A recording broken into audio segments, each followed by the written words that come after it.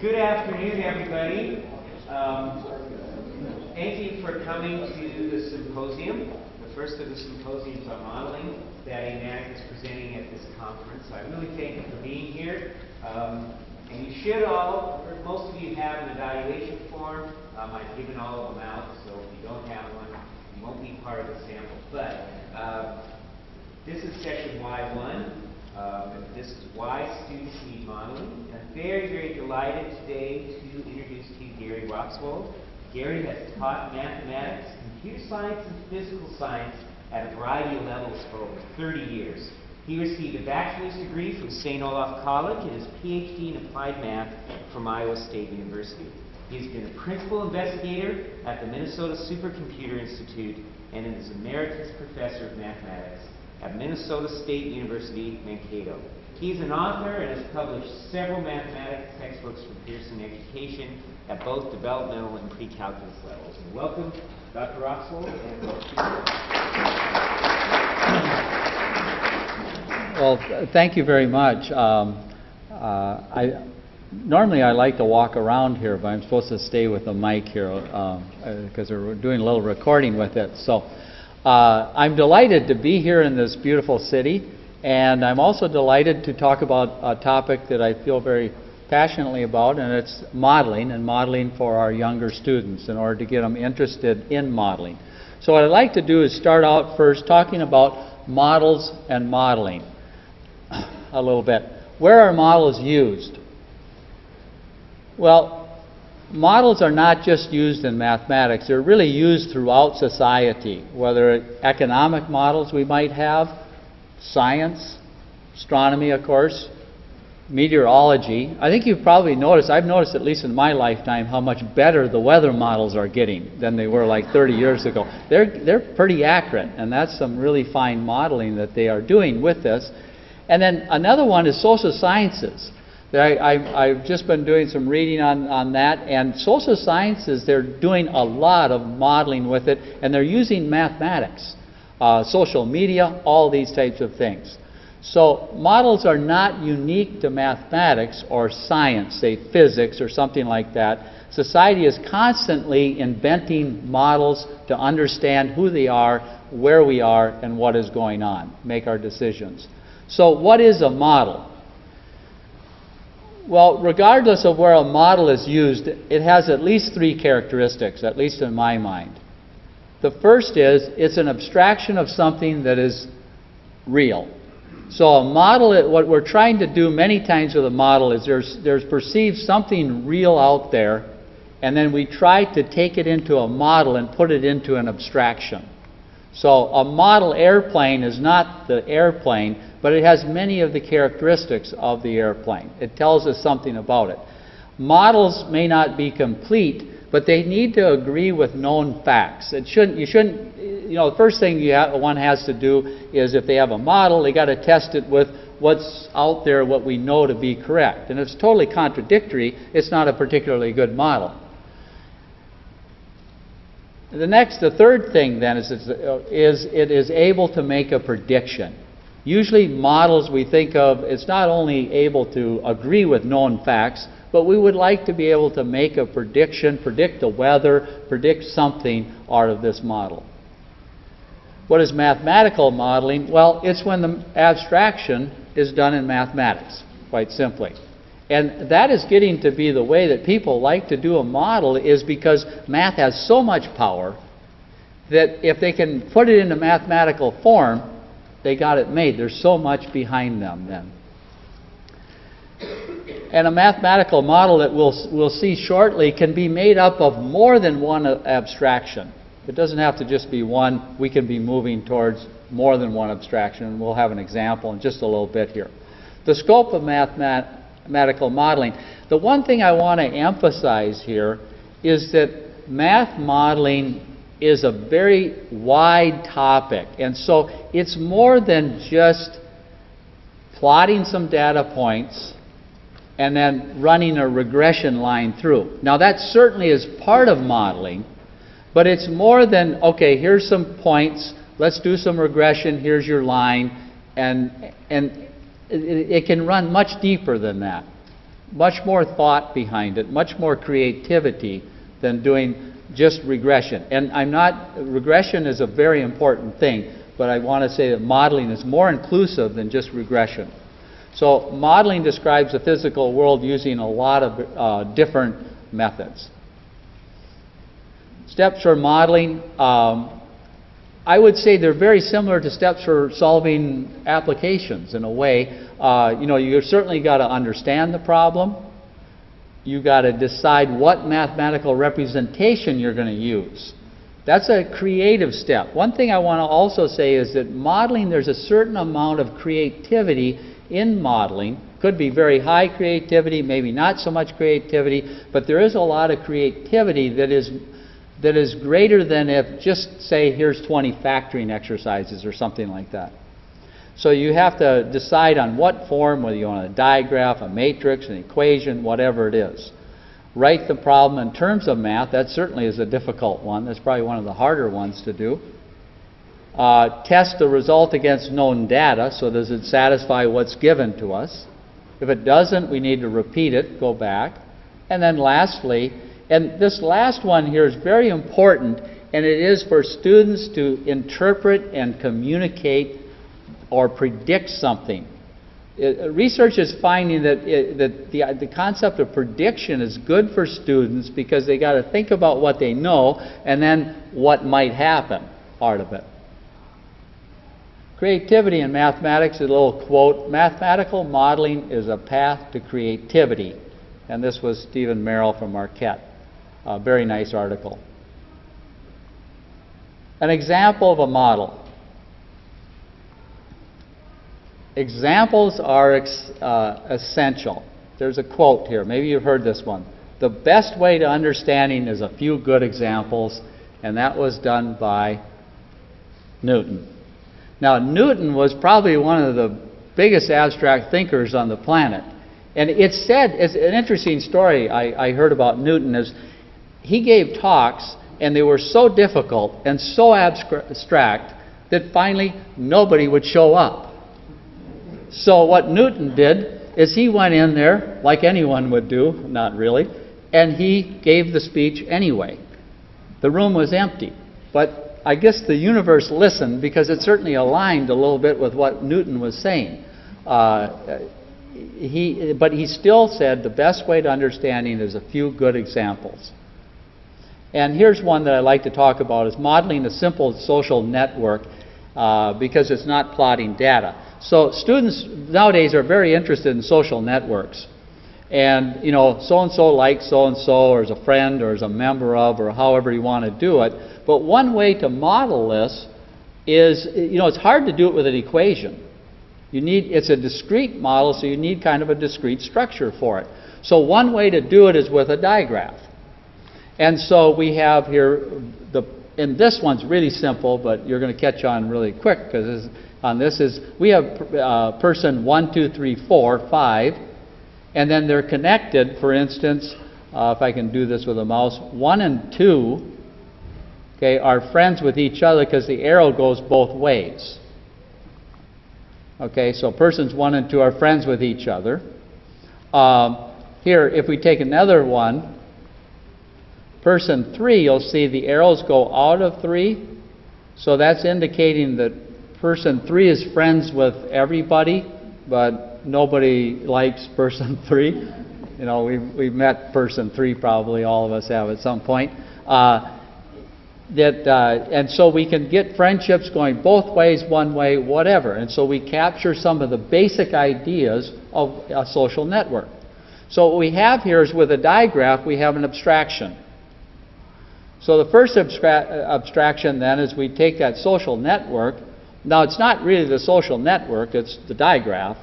And we're trying to encapsulate at least a portion of what the social network is with it.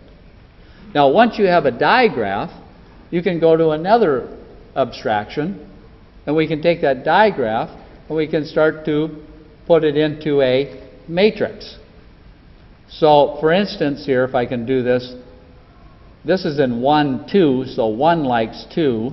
This is in 2, 1, so 2 likes 1, and so on. So you can kind of see 1 only likes 2, 2 only likes 1, 3 likes everybody, and so on and so forth. Okay? And I suppose you could weight it also in saying how strong the friendship is, you know, a scale of 1 to 10 or whatever. So the second abstraction then is we move to an adjacency matrix, say, and we can make some observations then with this. So like if we have symmetry in here, like we have Aij, right here we have some symmetry back and forth, so they like each other, there's mutual friendship there. So symmetry indicates something in the matrix. Also, by looking at each row and column, we can see like person 1 doesn't like too many people, but here person 3 does. If you look at the column then, columns and rows sums can have meaning, so a lot of people like person 1, whereas person 3, not much going on there. Okay? And so there's some, once you get in a mathematical structure, you can start to make some more observations. Now here's another neat observation that comes, calculating social distance. Well, why would you ever want to multiply 2 matrices? Well, if you compute 2 a squared, that's a squared there, you learn something because you calculate everybody who has a social distance of 2. So there's somebody in between you and that person. So let's take a look at this, if I can do this here. This 3. Okay, why is there 3 there? Well, it's in row 3, column 1, so it has to do with 3 going over to 1. But what there is here is there are 3 paths of length 2 to get to person 1. So 3, 2, 1, 3, 4, 1, 3, 5, 1. And that's why there's a 3 there, because they're paths of length 2. A cubed has the same idea, but you tend to need a bigger network to make it more meaningful. And you could say things like, what information now would A plus A squared have? You know, all the social distances of 1 and 2, and so on and so forth. A10 would be kind of a little bit of a stretch, right? That's, you're not too closely related to somebody if you got a social distance of 10 with them.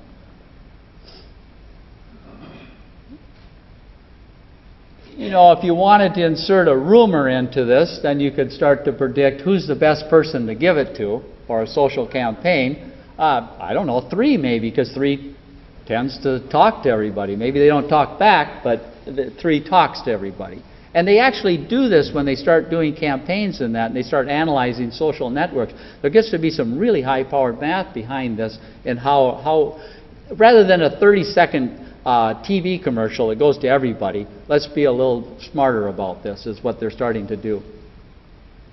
Students need math modeling, and that's what I'd like to talk. Math modeling for everyone. Well, clearly your students in STEM need mathematics, they need applications, and part of it is because they have to do it right. It depends, I mean, the bridge has to be calculated right. We had that up in Minneapolis where a bridge fell down because the plates were half as thick as they're supposed to be. You know what I mean? And that's just mathematics and getting the right size. Somewhere there's a goof up, obviously. But they definitely need math, and I think people are pretty much in agreement with that.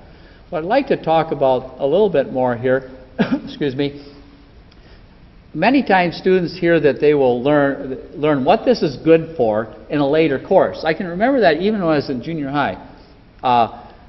You know, somebody asked, well, what's this good for? And then the teacher would say, well, you'll learn in the next course.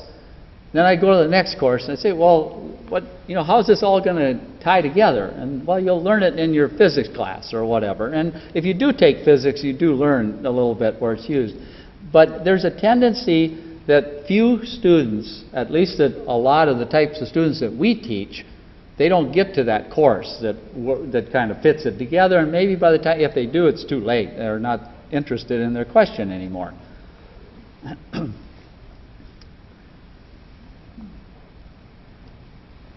So mathematics, in my opinion, suffers from a huge disconnect. On one side of the canyon, you have the students in their real life. On the other side, there's math. And somehow, I think it's important to bring the two together. So what is this good for? This is an actual quote, and I'll tell you who said it in a little bit here. I did okay in calculus, but I never understood what it was all about. I was a brain surgeon. Now, Calc 1 isn't brain surgery. You know, it isn't rocket science either. And it says something, though, because that's a case where you have someone who's clearly smart. And clearly it's not coming across to that person. And if that person isn't getting it, probably not many in the class are. And the idea, well, what are we doing here?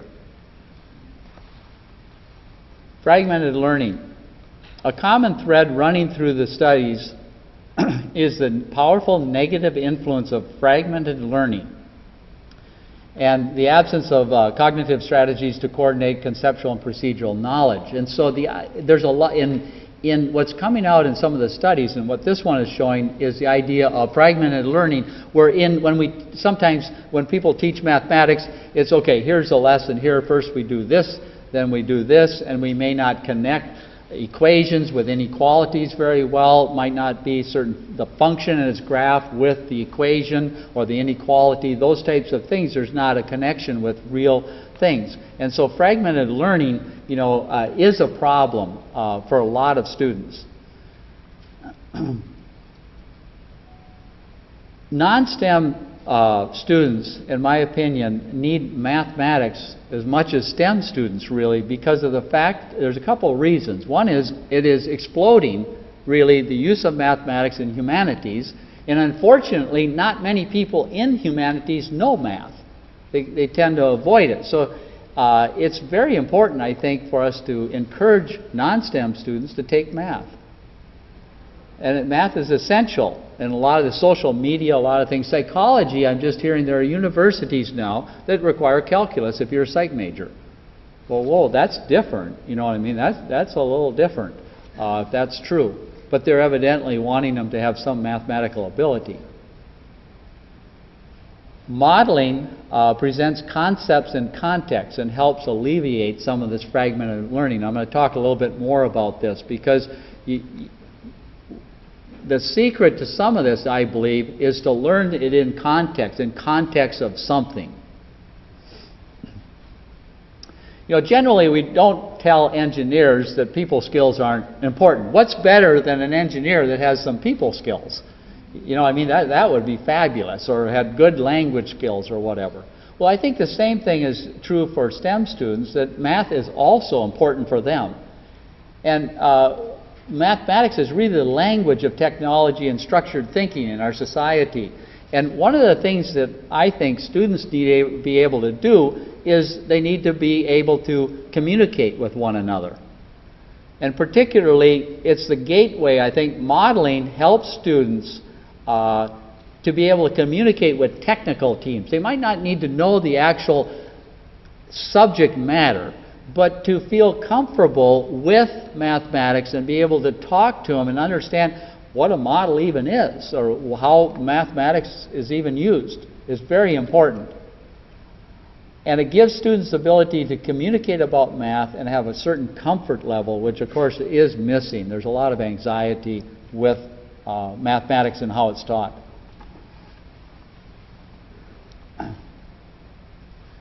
This is a little quote you may, Lynn Steen, he was the president of MAA there, and basically there is that employers are really looking not just, I never seen a job opening that said, wanted, someone to solve quadratic equations. You know, but I have seen all kinds of job openings that say they want somebody who knows mathematics and can think mathematically. Mathematicians are great programmers, first of all. People have had it to interpret data and communicate effectively and not be afraid of quantitative topics. This is a little research on motivation. One thing that is important for us as teachers is to motivate our students. And there are three types of well, there are more than three, I'm sure, but this study came up with three types of motivation that students get from math modeling. And the first is a fairly simple one. Students see that math applies to the real world. So during exploration, students become motivated by the appeal of the context. And a student sees the connection between math and the real world and begins to believe that it is useful for people. Now, the one catch to this is a lot of times they say, math is important, but it's not that important for me. But I can see where it's important. Now, that in itself, it's not perfect, but it is a really, really important step. I mean, if you think about it, think of all the legislators and the congressmen and the administrators and that understood that. That would be fabulous. You know, the understanding that math really is important and it really makes the world go round is an important thing that does come out of math modeling, because you're teaching in context. You've got something concrete out there, and we're going to start to model it, to describe it with an equation. A second type of motivation that I'm sure you've seen also is to complete a meaningful problem, a student needs to learn a new specific type of math. And I've seen this where, let's say social networks, because we just talked about it. Let's say a student starts to learn about social networks and says, oh, I got to learn about matrices. Now, I don't really care about derivatives, say, but I want to know matrices, I want to know discrete math and digraphs. Now, that's also a motivation, so they learn that type of math, but they don't necessarily want to learn all types of math. And then the last one here is, of course, the one we would excuse me, always like to see, is to learn mathematics in general. And so they see the complexity in life, and they really can see that math will, in general, help them. And they become math majors. I can remember that, where they'll take a course or something, they'll come in, well, you know, I'm gonna become a math major here. I'm gonna get double major or something like that, because I can really see that this is going to be important for me to advance.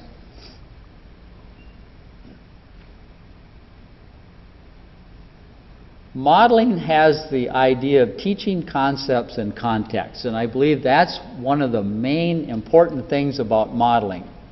Moving from the concrete to the abstract. So a student sees something in the context of their life experience and uses it to elicit understanding of a mathematical concept. This is really important, I think, for students, and when you're learning, is to, normally in math, what we do, and particularly most of you, I'm sure, have got graduate degrees in mathematics. Well, how do we learn math there? Well, it's you know, definition, lemma, you know, theorem, proof, you know, corollary, definition. You know, it's almost backwards from how we really learn it, though, in that a lot of times there's experimentation. We try to connect it with something, and this is where I think, with the young students particularly that aren't as mature as graduate students, is to connect what we're learning with something concrete, something in their life. It can be very simple. Just a little example I have here that isn't going to be a surprise or anything, but just the idea of slope.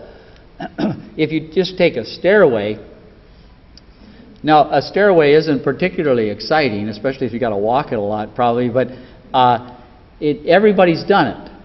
Everybody's driven a car, things like that, and the idea that a stairway even has rise and runners, and it's rise over run, that idea, now that you have something concrete that goes with slope. Even if it's water, you know, if you say the slope is 2, and then that's the answer, and we quit there, it's not overly satisfying. But if we can connect it to even water running out of a tank, say, or water in a tank, and if it's 2, then water's going in at 2 gallons a minute, or if it's -4, water's going out at 4 gallons a minute, and it's actually a beautiful little example if you're teaching calc and doing derivatives. You know, kind of to relate it to something physical.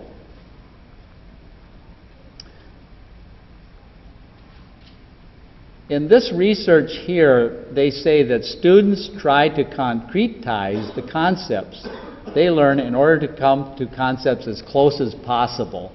I think we all, at least most people, I think in some way, when you're learning something new, you like to relate it to something you already know, or if it gets too abstract, then it's hard to learn it.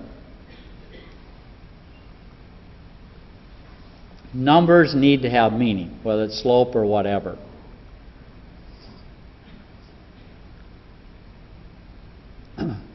Now, one thing that's important, I think, is the goal of mathematics isn't really to teach applications or how to do social networks. I think that's more their major job. I think ultimately, in my opinion, what we would like them to do is learn and retain mathematical concepts, particularly retain. I can remember I started teaching, first job teaching 7th and 9th grade mathematics.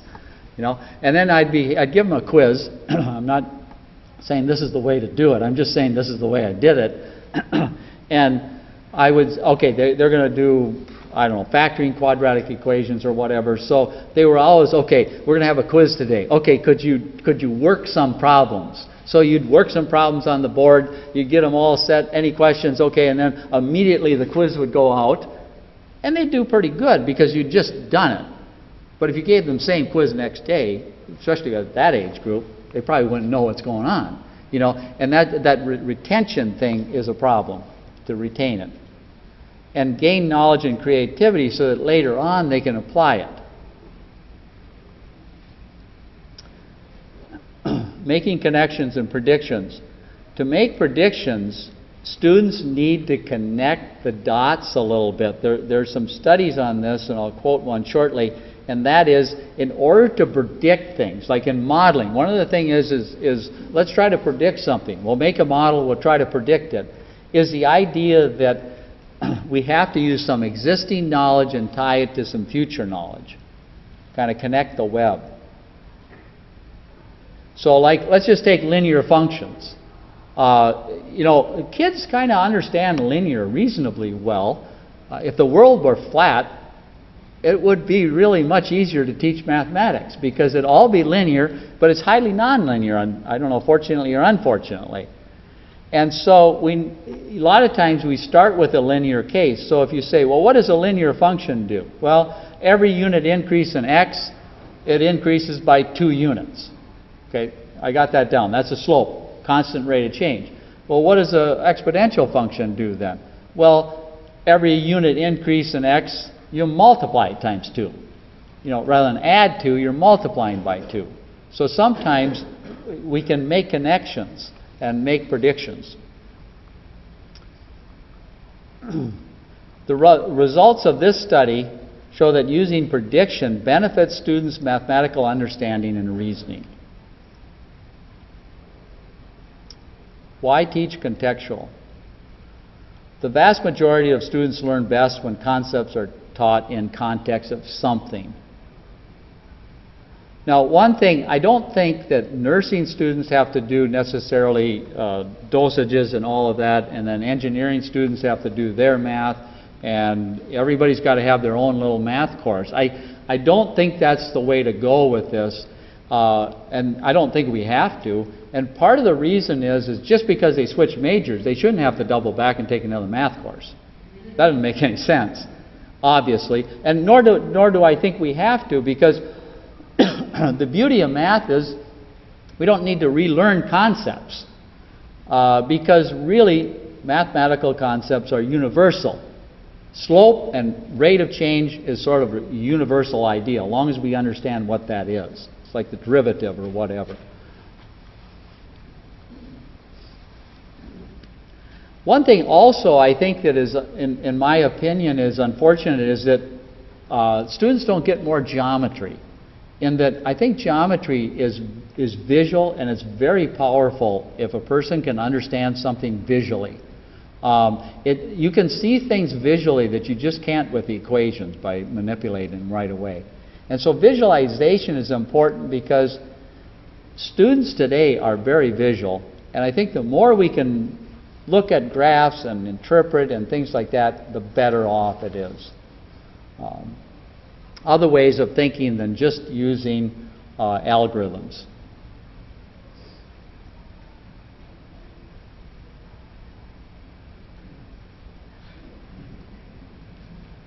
right?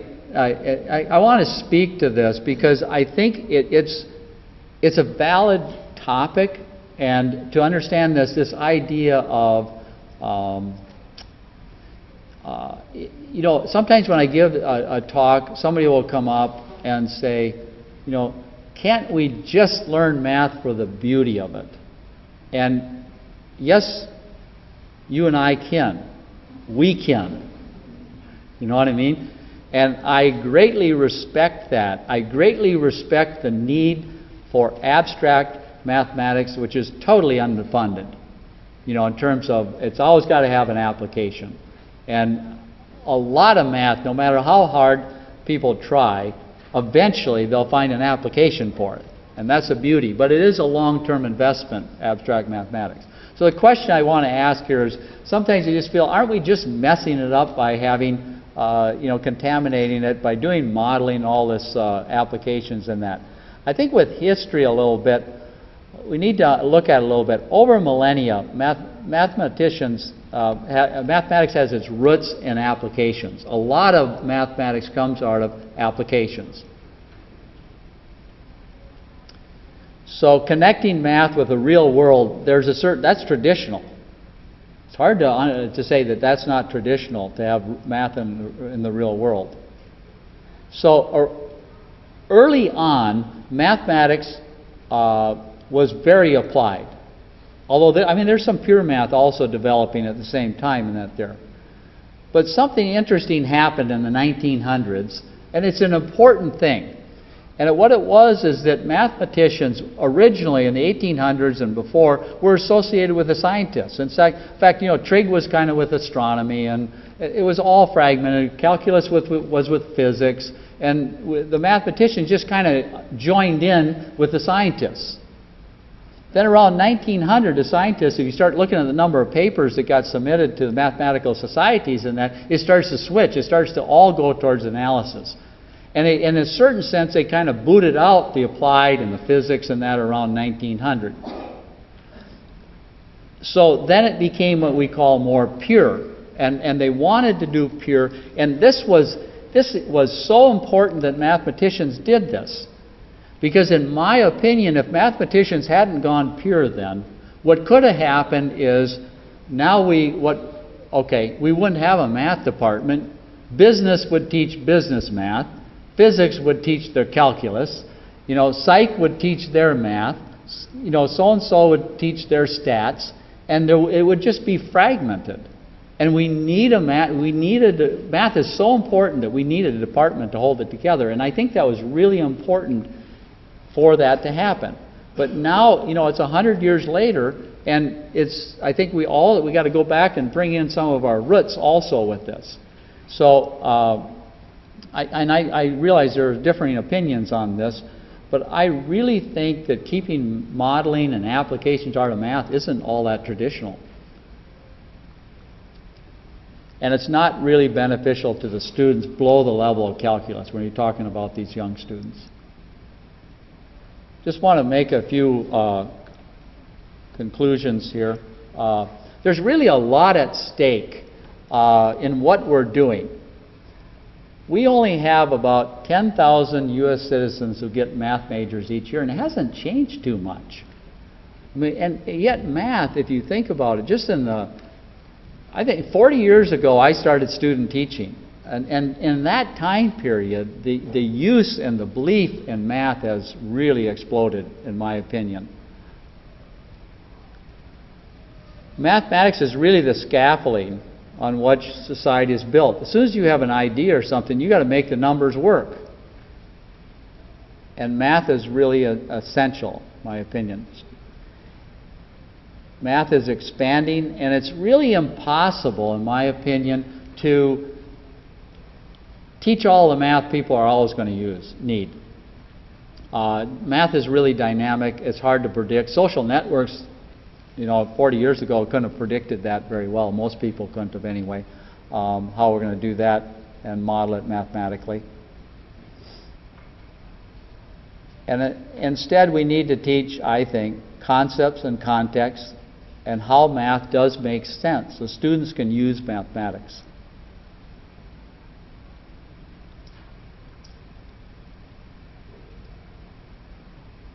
And I think that teaching in context allows students to connect math to the world of their experience. That's the most important thing, where you take something out there that's real, you try to make it abstract with mathematics and connect it with something. It could be very simple, driving a car, putting on the brakes, whatever it might be.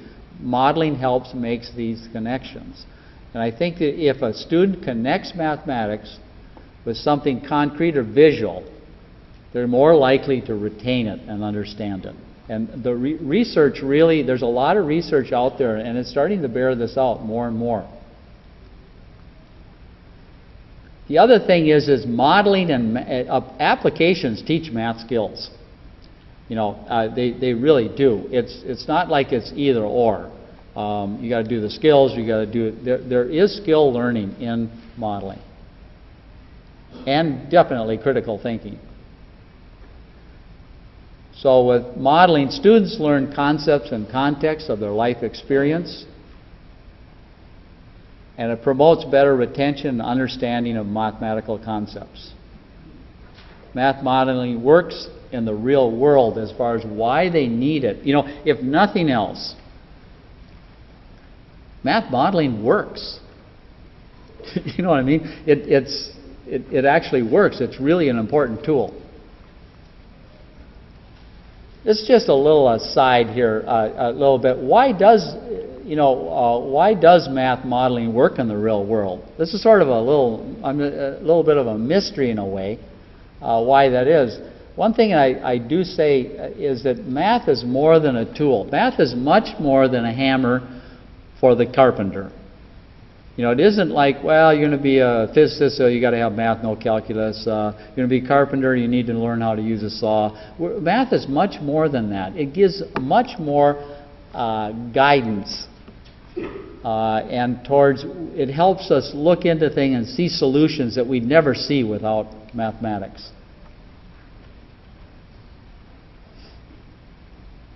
And for some reason, the world we live in is mathematical. There's all kinds of good stories and various things on that, but it's very true. It's kind of a mystery as to why does the world organize itself so math modeling works in the first place. You know, when you think about it, like F equals ma, that's Newton, that's so simple. F equals ma, and yet it has physical significance, you know, if you're going to any kind of force, and it's so fundamental. And the equation, why did it end up being so simple? I mean, it seems like it should at least have an exponent or something, you know, the complex, you know, a 3/2 in there, a square root or anything, you know, to make it a little bit tougher. But why did it turn out that way? I don't know. This is I just want to mention this, and this is more, you know, like if you ever lay awake at night and you need something to think about that'll put you to sleep, this might be it. Does form always precede thought, or can thought precede form? And let me explain. We are taught that there's a reality out there, and our minds are trying to interpret it so that finally we figure out what that reality is out there. And so the form that's out there is preceding the thought. But the interesting thing with mathematics is that you can put somebody in a room, they can derive, and this has happened, they'll derive a whole bunch of equations, and they'll end up making a prediction about the real world that ends up being correct, like a black hole or antimatter or something like that. Well, in that case, you have what? Thought sort of preceding. In other words, the idea is, does what we look for affect what we see? And there's this mystery as to why math works at all, and there's something very interesting. I don't have the answer to it, but it's almost a philosophical thing. From the scientific point of view, we're kind of taught that it's out there, and then we quantify it, we figure it out. I'm going to close this. Some of you I have maybe seen some of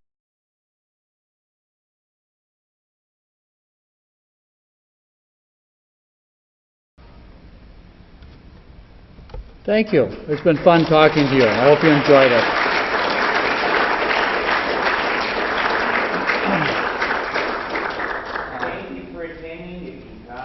evaluation, which